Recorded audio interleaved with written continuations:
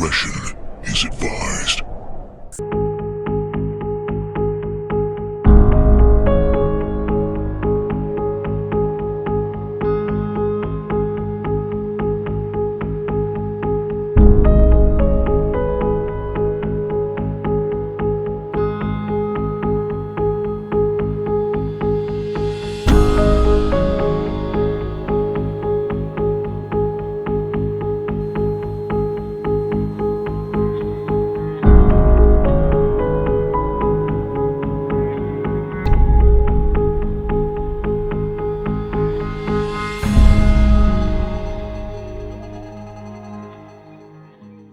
Hey guys, welcome back to the channel. We're out here in the airgun bunker, and today I'm going to give you guys a close look at a new product that I've had for a while. This is from PARD Optics. This is the Sphinx 384. This is a thermal imaging camera that can be used handheld and also mount it directly to your rifle, as we've done. It's got a 35mm objective lens. It comes in at just over 18 ounces, so it's pretty lightweight. But if you guys are in the market for a real high quality thermal imaging unit that you can record with, that does have ballistic capabilities, stick around, because this is definitely something you're going to want to take a look at. This unit does come with batteries, charger, instructions, and all the tools you need to switch it from a handheld device to being able to directly mount it to the rifle. Primarily, I'm going to be using this as a rifle mounted unit for hunting purposes. And I think that's really kind of where it shines. You also have the capability to use this as a handheld spotter.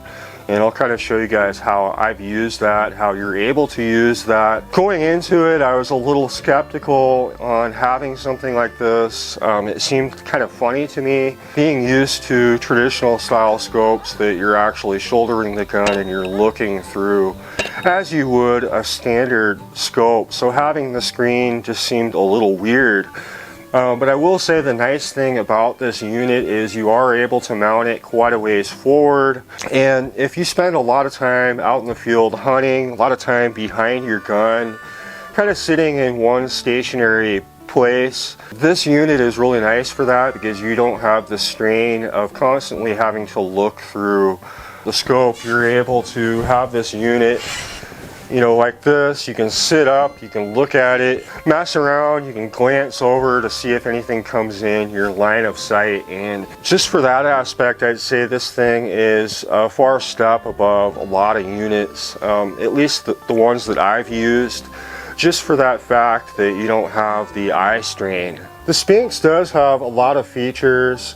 You got your image setting, and that's where you're able to control the contrast, brightness, sharpness. You got your display settings, and this is going to allow you to change the screen brightness. You got your ballistic calculator here. You're able to type in bullet velocity, the weight, the bullet BC, the altitude, temperature, scope height, zero range, and your reference point, shape, and color, and that would be for when you zero the gun. And this is able to create 5 different profiles: A, B, C, D, and E. Here's your reticle adjustment. You can create 5 different profiles. This is able to zero in just about 1 or 2 shots. Usually it takes me 2. You fire a shot into some paper, and once you get into this, it's going to snapshot that, and you're able to move your reticle reference point right into that point of impact, and so it'll essentially be zeroed in 1 shot. Very simple. Got your gyroscope. That's basically telling you your cant, which is especially useful for longer range shooting. You do have a picture-in-picture mode, which I rarely ever use. I keep that off. I'll show you guys what that is. We'll put that on, and you can see there's a little screen that pops up right here, and that's a magnified image of your center reticle there. Self-activated recording, auto power, auto recording, loop recording, time and date, cord audio, and then you got your Wi-Fi if you want to connect to your phone. You can do that with the app, which I have done. It's very easy, you just install it. If you want to check any video that you take, any photographs, etc., your language, date and time stamp, this is how you format your SIM card. You can always go back to your default settings. You can go to your firmware update. You would connect to the Wi-Fi, and this is going to give you the information on all the parameters of the camera and what version you have of the software. So as usual, this is not a channel where I just pull products out of a box and read the stats. I like to use them for a while and be able to give you guys real feedback on how it's worked for me out in the field. And I have used this as both a handheld device, and I've mounted it on several rifles, and I've used it in a few different hunting scenarios. Really the biggest learning curve for me was learning the buttons, and I do a lot of recording obviously, and so it just took a little time for me to get that muscle memory of where all the buttons are for when I'm using it at night. This unit does have a flashlight and laser, and to get that on you just double click the center button back here, and that's going to turn it on and off. It's really nice having the flashlight. It's hands-free, you know, especially when you're walking from stand to stand or just trying to navigate to your hunting area. It's nice to have a light that's on the unit. It's not terribly bright, but it's enough to get you where you're going, and I think that's a pretty nice added feature to the unit. As far as battery life goes, you can expect a good couple hours at the very least with the 18650. Now these are rechargeable, you can carry a couple of them, but a lot of times I'll plug the unit in directly to my power bank. I just bring a cord with me and plug that in. If you're going to be using this as a handheld unit, the handle does have a battery. It's a bit larger than an 18650, and this will actually charge the unit, and I'm going to guess you could use this probably all night for at least 8 hours, maybe more. And so these really work well. They don't eat a lot of batteries. Obviously they don't have an IR light, so I think that's one of the benefits to using a thermal device.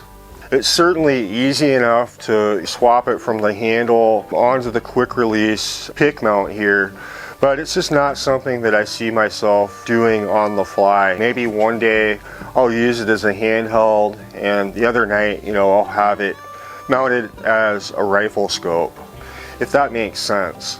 As far as magnification goes, I typically always keep this at the lowest mag, which is 2x, and I found that to be pretty nice for a variety of uses, anywhere from, you know, the ratting that I do to coyote hunting, you know, out to 100+ yards. I like having a nice wide field of view. Anytime you use magnification, you're kind of degrading the image. It's going to get blurry, and I don't like that, and so I usually always keep my scope set at the lowest power. That way I've got a good view from left to right. If anything comes in, I've got that nice wide field of view. Out front here is your focus ring. Sometimes it's hard to find in the night. I keep wanting to go out front here, but it's got this little bar. You know, I found a lot of times I'm sitting in a fixed position, I'm not moving around a whole lot, I'll just set it. You know, me using it for a month or so, I've gotten really used to where it is, but that was just something that I noticed right off the bat. Aside from all the other adjustments, you are able to switch between 6 different reticles. You can go into the menu, you're going to go down to where your reticle adjustment is, you're going to go over to the styles, and you can scroll through and find which one is going to work best for your hunting situation or whatever you're going to be using it. And you can also just turn it off if you're going to be using it as a handheld. You can also switch between the colors. You've got red, you've got white, you've got yellow, and you've got green, and I typically go with red. It seems to be the easiest for me to see. And you're also able to swap between different modes, and these different modes are just going to show the heat signatures a bit differently, and so depending on your environment, and your own preference. One of these, you know, might work better for you than it does me, but typically white hot and red hot is what I use out in the field. This unit does have a hot track feature, and it's available on a lot of the other PARD units as well, and I have experimented with it. And basically what it is, it's a little crosshair that's going to zip around, and it's going to constantly be trying to find the hottest point in your sight picture. And it can get a bit busy. I can see how it might work well in a unique situation, but I haven't found it to be something that I've wanted to continue using. The feature that I like the most about these units is having a rangefinder. For somebody who is an air gunner, it's absolutely critical. And it's super important at nighttime when it's really difficult to judge range. And so it's nice to have that, so we're able to set it up for the correct holdover for various ranges. And so that is the feature on this that I use the most out in the field. I really hope I was able to show you guys in good detail my experience in using the Sphinx out in the field. This is a very nice unit, and the reason I say that obviously is the size of it. It's pretty compact, and you're not constantly looking through a scope. You're able to be a bit more relaxed behind the rifle, which I really like. You know, I didn't find myself getting eye strain like I do with a lot of the other units that I use. My biggest negative to this is you got to remove it from the rifle, you know, once you're going to be traveling with it, which isn't really a big deal, but it's easy enough just to use the quick release, and this comes right off. You know, and once you get it back on here, as long as you got it in the same spot, you're going to be good. I like it because you can create different profiles for different guns. Having the built-in rangefinder is critical for just about any kind of nighttime hunting. The image quality is really good. The recording quality is really good.